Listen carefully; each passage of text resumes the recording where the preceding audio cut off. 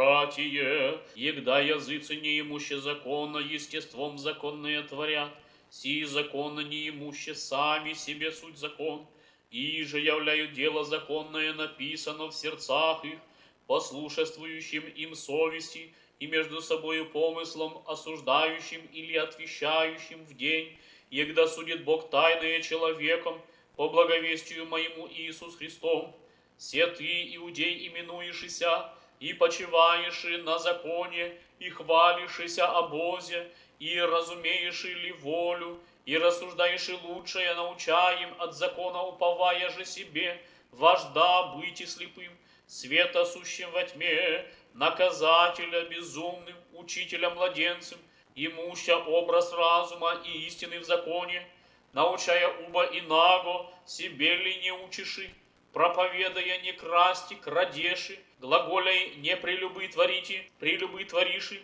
гнушаяся идол, святая крадеши, и же в законе хвалишися, преступлением закона Бога бесчествуеши, имя Божие ваше хулится во языцах, яко же есть писано, обрезание Бо пользует, аще закон твориши, аще же закона преступник еси, обрезание твое не обрезание бысть, аще уба не обрезание оправдание закона сохранит,